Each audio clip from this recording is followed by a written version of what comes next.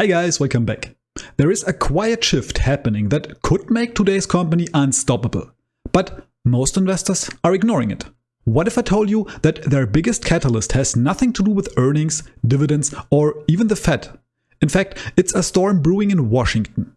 A move that's eroding the foundation of trust in official economic data. As the US government cuts funding and fires officials for inconvenient truth, markets are shifting towards private intelligence. Enter S&P Global, a company that's been quietly capitalizing on this trend and building one of the most powerful data ecosystems in finance. From credit ratings to commodity insights and alternative financial and economic data, they are not just weathering the storm, they are thriving in it. In today's video, we'll dive deep into the business and financials of S&P Global, and I'll explain why I believe that especially the often overlooked part of the business, the alternative data part, has huge growth potential. And if you're new here, my name is Florian. Thank you for joining me today. Over the past 12 months, SPGI delivered returns of 12.6%, which is pretty good, but still slightly underperformed its flag index, the S&P 500, which gained 15.8% in the same time. And when we zoom out to 5 years, this difference even becomes more pronounced. Here, the company had total returns of 62%, while the index delivered almost double the returns with 105%. But over the last 10 years, the picture changes and they actually did quite a bit better with 512% total returns against the 284 from the S&P 500. So, despite a strong long-term performance, they did still underperform the market in the last 5 years. There are several reasons for this that I'll come to in the financial details, but first, I want to talk about a recent development from the White House that I believe will help them to accelerate their long-term growth, and that could even be a catalyst for the company. And that is the firing of the boss of one of America's most important economic institutions, the Bureau of Labor Statistics, after they reported weaker than expected data on the job market. This comes at a time where the funding of the Bureau has already declined for well over a decade. Since 2010, the funding has declined by over 20% when we adjust the numbers for inflation. So it becomes increasingly difficult for them to provide reliable and well-researched data. And this has already forced them to lower the quality of the data collection due to missing resources. For example, they have already announced that they will lower the sample size for CPI data by 15% overall and will even leave out the data for certain regions such as Buffalo or Lincoln completely. And as a result, the number of prices and rents that they use to calculate the CPI data has been reduced, temporarily as they write here. But let's be real here. I am not overly optimistic that they will increase the data collection anytime soon again. And like the BBC said, firing the head of a major government agency just because you don't like the numbers is something you'd expect in authoritarian countries, not in democracies. And more importantly, at least for today's analysis, it can seriously damage public trust in official government data. Even Jerome Powell recently said that good data not only helps the Fed and the government to make the right decisions, but it also helps the private sector. And there is already a trend going on for companies and hedge funds to rely more and more on alternative data providers to get an edge against competitors. In an article from 1 year ago, the Financial Times already said that the financial data arms race is hotting up. They write here that high-quality data can be a huge differentiator in times of rising AI and LLMs that need to be fed and trained with this. Because the better the data you train and feed your AI with, the better the results will be. And this is even more true today than it was a year ago. And I believe that the recent developments with the Bureau of Labor Statistics will only speed up this already existing trend. The Financial Times also names 4 companies that benefit from this trend: Morningstar, S&P Global, Moody's and MSCI. I think they are missing the most important one, namely Bloomberg here, but probably just because they are still privately held and not listed on the stock exchange. But that finally brings me to our company today, S&P Global. They are one of the biggest names in financial data and market intelligence. And even though they are not just a data provider like some smaller companies, delivering high-quality financial data and market intelligence is still a big part of what they do. What they are probably best known for, though, are its credit ratings and indexes like the S&P 500, which is the most famous stock market benchmark in the world. What makes them stand out in alternative data is that they don't just track traditional financial data.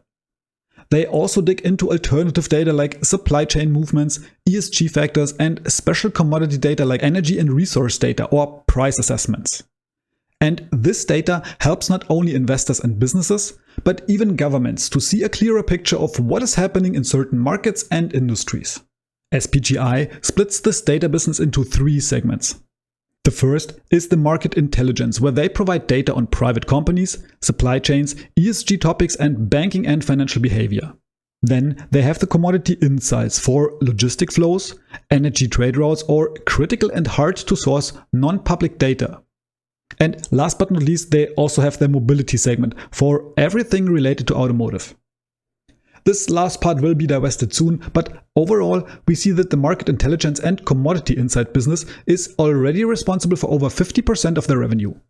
The other, slightly smaller half of their revenue is generated with their ratings and indices business. And in the last years, they have already worked on further strengthening this data business. First and foremost, with a huge $140 billion merger with IHS Markit in 2022. But they also had a couple of smaller acquisitions over the last years. And all of these acquisitions are targeting the data market, either as a special data provider for certain industries or segments, like the acquisition of hydrogen leaders last year, or to enhance their research capabilities with AI frameworks or special data models like the acquisition of Terra Helix earlier this year. So they are putting a large focus on this topic and are trying to strengthen their portfolio. On one hand, they want to broaden the data they can provide, but on the other, they also want to make it easier for their customers to analyze and interpret this data with their tools. In their market intelligence segment, they could grow by 5% since last year. And their organic growth when excluding currency effects was with 7%, even 2% higher than this. But not only this. They could also increase their margins in the sector by about 2.5%. Their smaller commodity insight segment did grow even quicker with 8% revenue growth and still 1% growth in their margins. And their mobility segment could even grow by 10% with still a bit over 1% in margin improvements. But again, this part of the business will be sold soon. So all these alternative data segments could grow at least with high single digits. And at the same time, the company could also improve the margins in every single one of these segments. Overall, the growth estimation for this alternative data market is huge. Grand View Research expects a market growth of over 60% per year until 2030, which is a pretty insane growth. Now, there are many smaller or startup companies active in this sector that have an even higher growth potential than S&P Global here. But I think that these companies also come with a higher risk compared to a big global player like SPGI. And we should not forget that you also get a lot more than just alternative data with them. For example, you also get one of only 3 worldwide established companies for credit ratings. This is the second largest part of the business and one that has an immense moat. This also shows in the very good operating margins that are well above 60%, with a small growth of 1% year over year. But the lower growth here is mostly due to the tough economic environment and should pick up speed again when and if the interest rates are lowered again, which might be the case soon. The average annual expected growth until 2034 is 6% in this market. And because this market is very limited with only SPGI, Fitch and Moody's as major players, the chances are pretty high that SPGI can get a nice portion of this cake. Their last segment, the Dow Jones Indices segment, could even grow the quickest in the last year. Here we have even a year-over-year growth with 15% and an improvement of their operating margins of still 0.5%.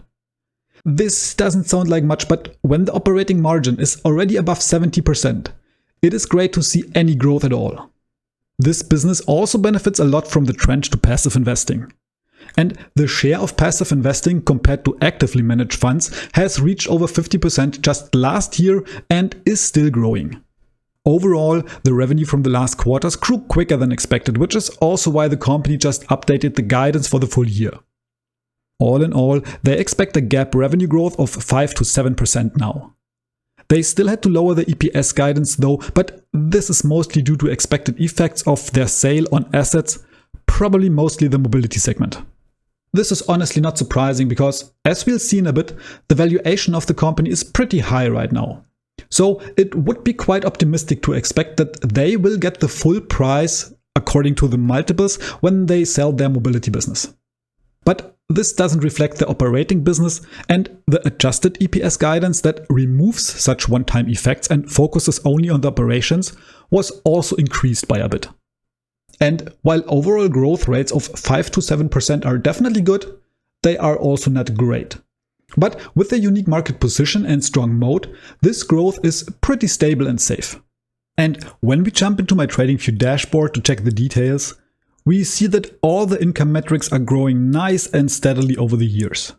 There were some weaker years for net income and also EPS in 2022 and 2023, but these were mainly due to higher expenses from the IHS merger, like restructuring or integration costs. And their credit rating business did also go pretty slow in these years, which also had a smaller effect. The EPS was hit especially hard because a large part of this merger was financed by issuing new shares, which has brought the earnings per share down. But on average, they could still grow their revenue by 15.5% annually, their free cash flow by 12%, and their EPS despite the dilution and cost from the merger by still 4.2% in the last 5 years. And this growth also comes with pretty high margins. In the history here, we can also see that they can generally increase their margins all over the board.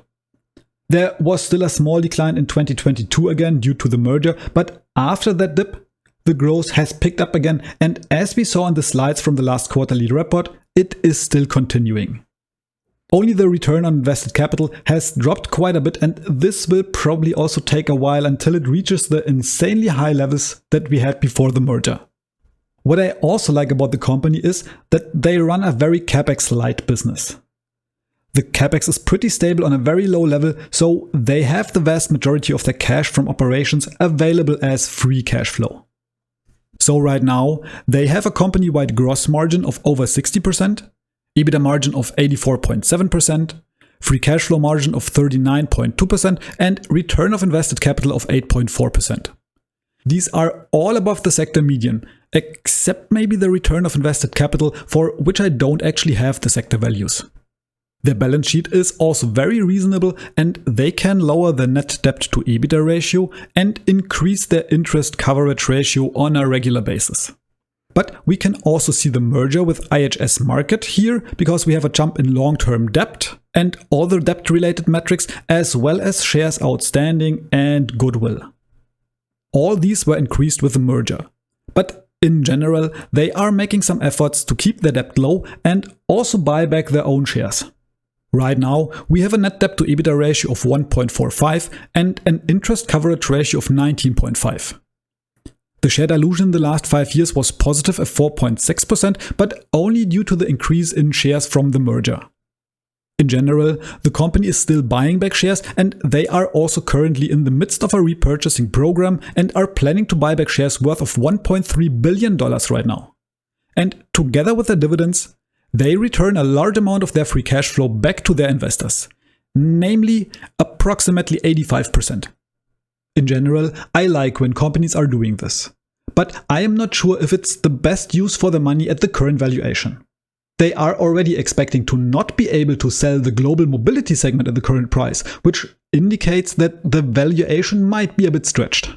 I understand that they are trying to reduce their share count to pre-merger levels again, but especially as a dividend growth investors, I would prefer it if they use more of this money to further increase their dividends instead of buying back shares at a very expensive price.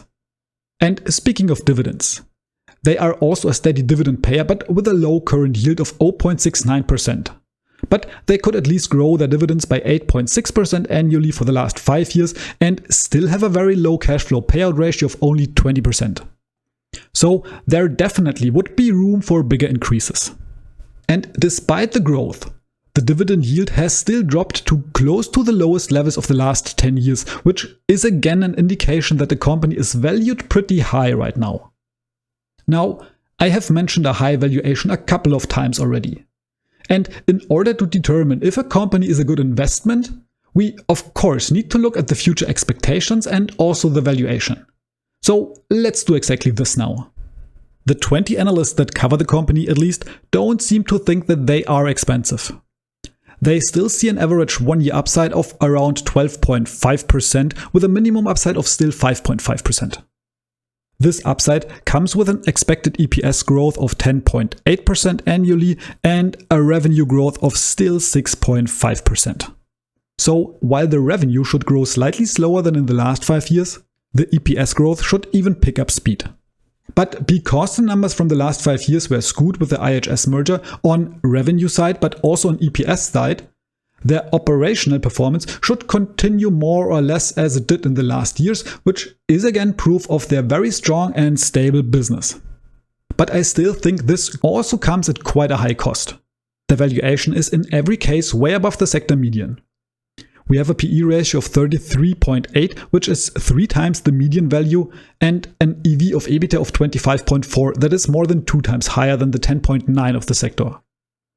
The price to cash flow of 30 and also the PEG ratio of 1.8 are again more than 3 times as high as the sector median, which shows that despite the expected growth, the company is definitely not cheap. When we compare this valuation to their own history, it is just a tiny bit above the average values though. So we did have better times to buy the stock, but we also had worse times over the last 5 years. And before I sum this up and come to my conclusion, let's also compare them to some of their peers directly. And if you find the video interesting, please subscribe to the channel and hit the like button to not miss the next video. As a small thank you, I promise you to read and reply to all of your comments. And now let's look at the peers. Because the combination of businesses that S&P covers is pretty unique, I don't think that there is any other company with a similar combination. So for my peer comparison, I choose a mix between those segments. I am looking at Moody's, Nasdaq, London Stock Exchange and Morningstar to get a rough comparison. And over the last 10 years, Nasdaq, the company not the index, had the best total performance of this group. But S&P Global already comes in as close second. Moody's is just a little bit behind our top 2 performance with a bit over 50% lower returns, while Morningstar and the London Stock Exchange were quite a bit below the others. Dividend-wise, all these companies are very close together. We have yields that range from 0.7 to 1.1%, with SPGI and Morningstar on the lower range and Nasdaq on the upper one. And they are also quite similar in terms of payout ratio and dividend growth. The London Stock Exchange stands out with the highest growth in this group. Seeking Alpha seems to not have the data for the payout ratio for them, but I checked and it is also on a similar low level as the other companies. The valuation of all these companies is also quite a bit above the general sector median. So S&P is not alone with its lofty price. Moody's even has the highest values across the board here. But the PEG ratio is where the wheat is separated from the chaff. And while the trailing 12 months PEG ratio of Moody's is still above SPGI, all our other companies are quite a bit below this and seem to be much fairer valued when including their respective EPS growth rates. And speaking of growth, the growth CAGR for SPGI in the last 3 years and 5 years is with around 15.5% very similar and a top value in this comparison. Only Nasdaq could outgrow them over the last 5 years. But in the last 3 years, even they did fall behind SPGI. But the 3-year EPS and also the free cash flow growth shows another picture. Here our company is actually on the last spot. But I already explained the reasons for this, and on a forward-looking basis, they should at least be in the middle of the pack again. In terms of profitability, they still have the top spot together with Moody's though, depending on which metric you look at. So, to sum it up, I like S&P Global a lot and I am already invested in them since a couple of years. They even make up 6% of my total portfolio, so they are a sizable part. I like the huge moat in their credit rating and indexing segment, but I think that especially the other half that is often overlooked, the alternative data part, has a lot of growth potential for the next years or even in the next decade. And this will become even more important now that the US government is doing everything to destroy the trust in their official financial and economic data. But I also have to say that this business comes at a high cost. The valuation is pretty high and way above the sector median even when we factor in the growth. But the company has never been really cheap, at least in the last decade, and analysts are also still pretty bullish on the stock and even see a further upside. But as always, that's just how I see it, and because I already own them, I am definitely a bit biased. So it would be really interested to hear your thoughts on the company and the valuation. Do you like them? And what are your thoughts on the current valuation? And guys, if you're interested in another dividend grower that could even grow their dividends by 20% per year for the last 5 years and even has double the dividend yield as SPGI, I have exactly the right video for you right here. And of course, this is no financial advice. So before investing, please do your own research and only use this video as a starting point for your own analysis. That being said, thank you so much for watching, guys, and see you in the next video.